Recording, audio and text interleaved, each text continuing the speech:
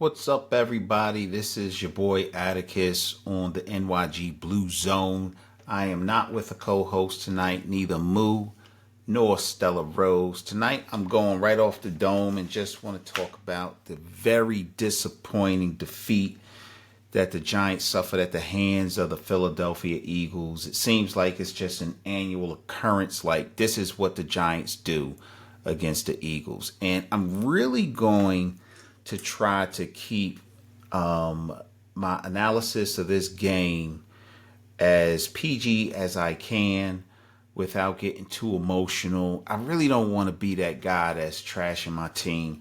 You know, I'm a New York Football Giants fan for life. I've been a fan for as long as I can possibly remember. I'm a 10-year season ticket holder.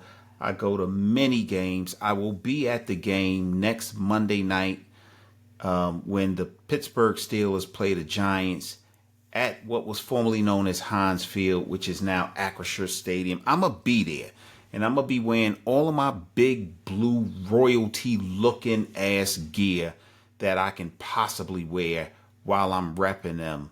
But I'm mad. I'm very disappointed. And I want to go over a couple of things that makes me so disappointed with the Giants right now. You know, starting with the fact that we are in year 10, is it? 10 of putting on the worst display of unwatchable football that you can possibly imagine. It is deafening. It is difficult to sometimes wear my Giants gear with pride. I can remember going through moments of saying, I will never buy another Giants hat, another Giants jersey, another Giants t-shirt. And I still do. And then this year, to start the centennial season, the New York Football Giants did something really cool and sent all of us these beautiful gift boxes with replica rings of the 4 Super Bowl championships that the Giants won. Wonderful. And just thinking to myself, now this is really cool. And the excitement, the enthusiasm going into this season. You know, we got Malik Neighbors. The defense with Brian Burns was a nice addition.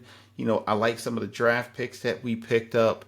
Motor Singletary looked like he was going to be a good fill-in for Saquon Barkley departing and going to the Philadelphia Eagles. Like, I just felt really good. Brian Dable's going to be calling the plays. And here we are. Here we are again.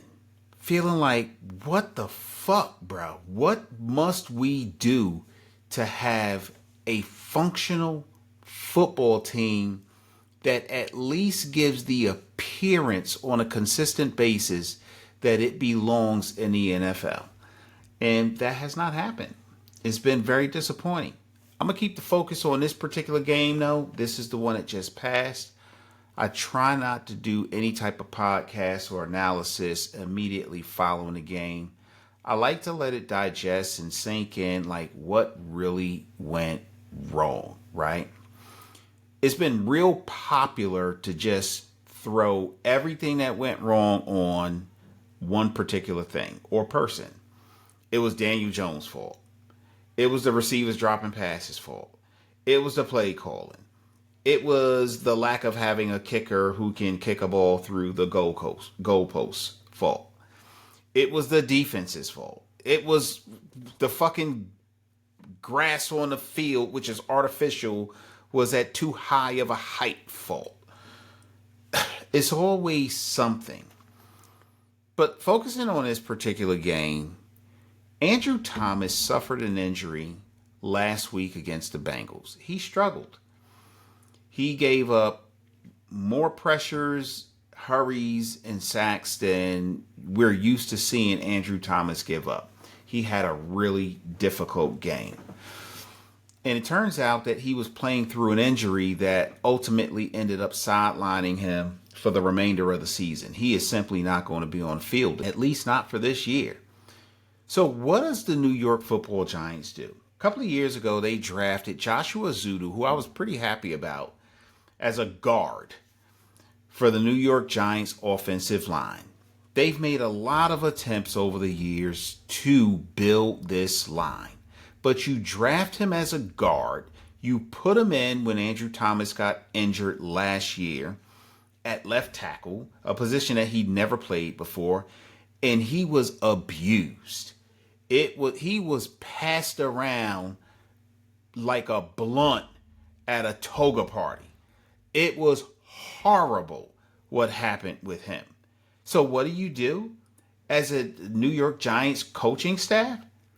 You don't draft another tackle who could be a swing tackle.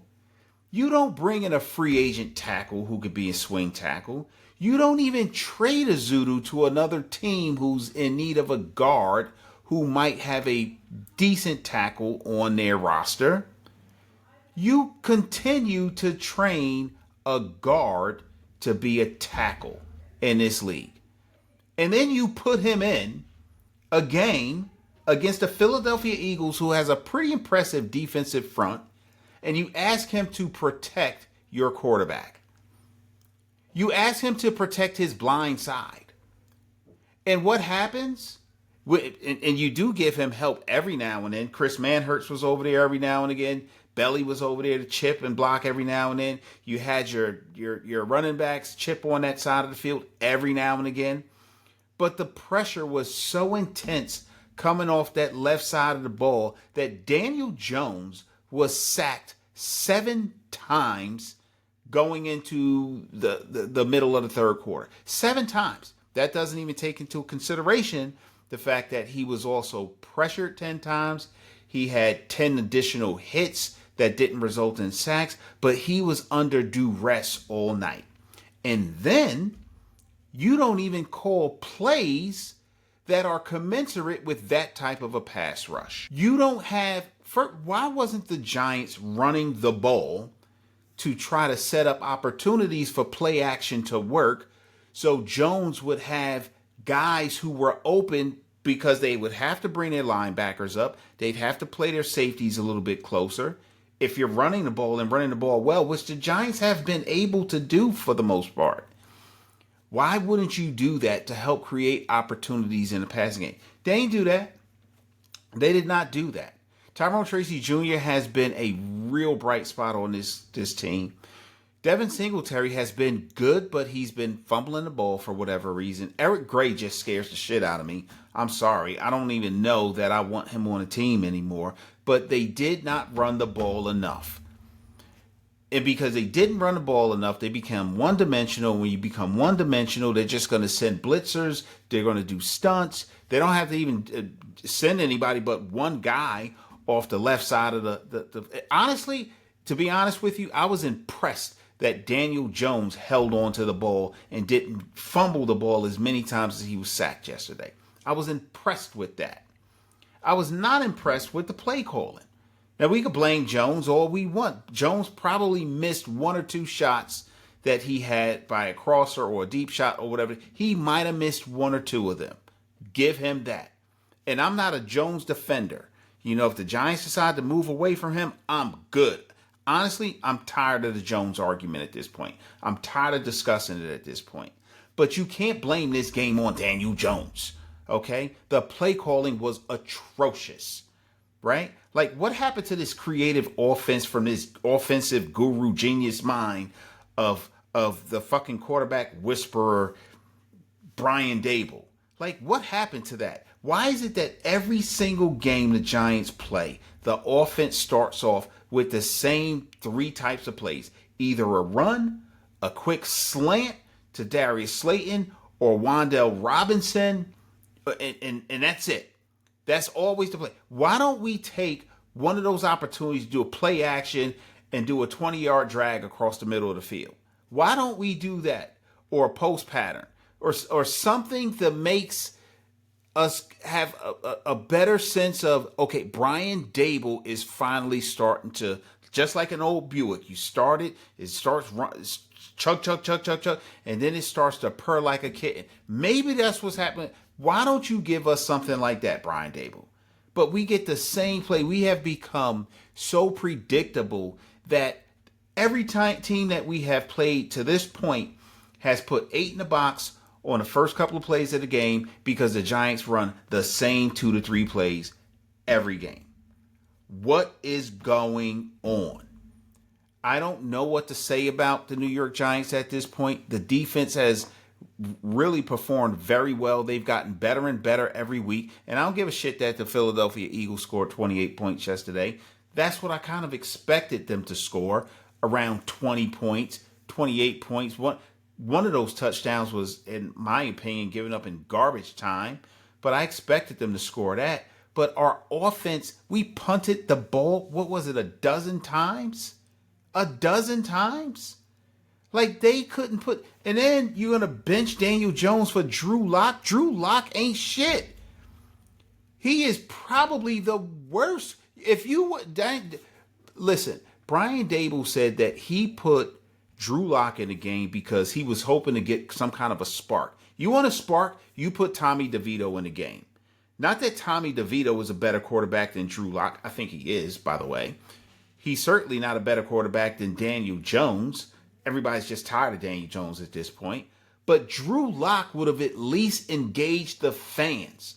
And when you engage the fans, there's something that the players draw from that energy, and they sometimes play a little bit better. Not that they need that, but they do. And don't get me started on Tay Banks in this particular podcast. Tay Banks has made me so sick. I don't even know what to say about him anymore. I think he is extremely overrated. I think what they saw him do at the collegiate level tricked them in thinking he was going to be just as good at the professional level. He is not. He is not. He makes me sick to my stomach. Drew Phillips is better than Tay Banks, and Drew Phillips is a rookie who missed 3 games this year, and he's better than him, as far as I'm concerned. I don't even know what to say anymore at this point. I'm going to be at Acrisure Stadium next week, sitting in some pretty good seats that we purchased, and I'm going to be wearing all my New York Giants blue, and I think we're going to lose by 14 points. I hope we don't, but I think we will. But I'm still going to be there. I'm still going to be rooting for them. I still want my Giants to win. I'm still going to be waving my white towel while they waving yellow towels. And I am going to pray to every deity possible that we get a win. I don't even know if I want to pray that we get a win, because we may want to just tank the rest of the season to get a draft pick as far as I'm concerned. But we're going to see what happens. That is it for me today. I just came on here to vent with y'all, let y'all know I am not happy with my New York Football Giants, but I'm still going to root for them. They still my boys, but that's my analysis. The coaching was abysmal. Oh, I got to bring this up also. I cannot understand how we have enough time on the clock and it's 3rd down going into the half, and Brian Daboll kicks a field goal instead of taking a shot in the end zone. Take a shot. If it ain't there, throw it away. That's what I would tell Daniel Jones. If it's not there, throw it away. Make sure you leave 3 seconds on the clock. That's what he should have done. Give yourself a chance. I would have felt much better knowing, even if we tried and failed, that we went into the locker room 14-3 trying. But who knows? They might have been able to, the way Malik Neighbors has played to start the season, they might have been going into the locker room 14-7. They very well could have been. And the whole complexity of the game could have changed. But we didn't do that because Brian Daboll, I don't know what the fuck he's doing right now. I just don't know. And you know what? Not for nothing. Barkley did his thing. I'm still a Barkley dude. I'm not an Eagles Barkley dude, but I'm still a Barkley dude. You know, I still got Barkley jerseys, and I won't burn my jerseys. I think people that do that shit stupid. Burning your own fucking jerseys. It's like breaking your own TV. That's just dumb. Anyway, that's it for this week's episode with just me doing my post-game analysis. I'm going to be back here with Stella. We're going to do the daddy-daughter broadcast. And then I'll be back with Moo, and we're going to do our broadcast. But this is the NYG Blue Zone. That's it, y'all. Good night. See me everywhere they go. I probably would too. Look, crossed over to the Jordan man like I'm Michael. Yeah, eating blessings so much I might need lipo. Yeah, tailored for the dubs like I'm walking in chucks. Yeah, it's just in this plan, man, I see all y'all shook. Look, knew that I was great ever since I was a rook. Man, all y'all singles making me look good. Okay, praise to the Most High, yeah, that's say so.